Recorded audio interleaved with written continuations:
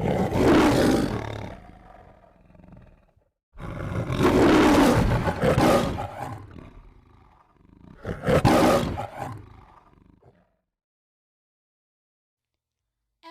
2, The Skydancer Chick.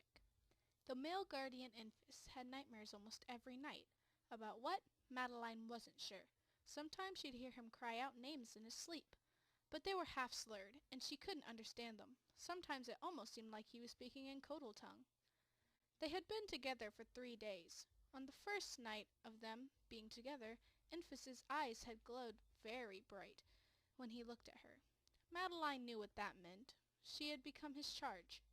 At first, the guardian feared that Madeline would leave him due to the sudden nature of the connection.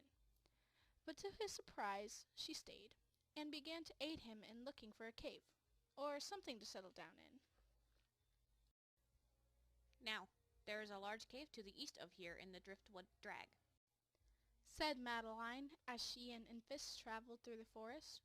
Thanks to the lack of dragons, they were able to claim most of it as their own, lying scent markers in a huge area of land.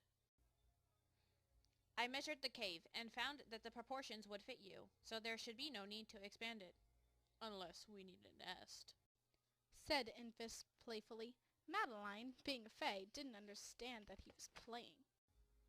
Would you like one? I am your charge, and your mate, I assume. We could build a nest. Easy, Maddie. Enfys soothed her, craning his neck and bumping his head against her. She didn't falter in her flight, though her eyelids flickered. I kid. It's only been 3 days. For a moment, they were quiet, before a rustling in the bushes attracted their attention. Madeline's frills snapped to attention, and Enfys let a low, deep growl rumble from his chest. The bushes trembled once more, and a chirping sound came from them. Madeline let her frills fall, and Enfys stepped forward. Relax. It is probably just a... Madeline cut herself off suddenly when Enfys pulled his head back, holding a squeaking, wriggling Skydancer chick by the scruff.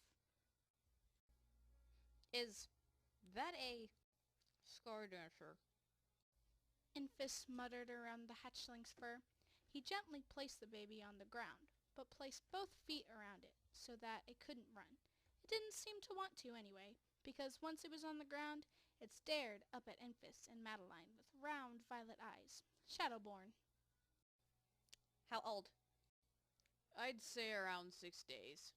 He looks old enough to... I am not a boy, growled the tiny hatchling. Surprised, both Enfys and Madeline looked down at it. I am a girl. You smell like a male, said Madeline factually. The Skydancer hatchling flapped her wings indignantly. Well, it doesn't matter what I smell like.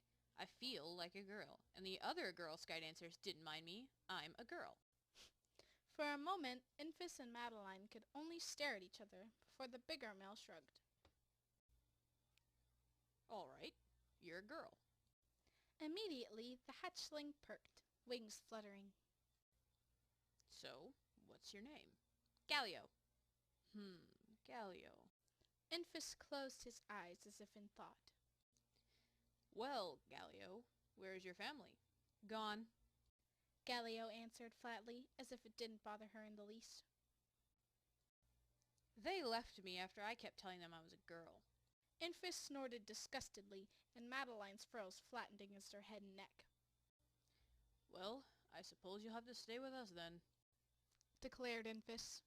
You're much too young to be on your own. I know. I was planning on following you, said Galio simply again. I figured even if you wouldn't let me in, I'd just stick around outside and take scraps.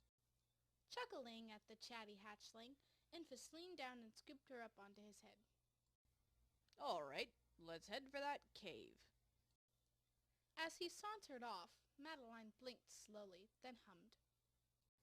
At this rate, we will start a clan. Then she followed after Enfys, disappearing into the deep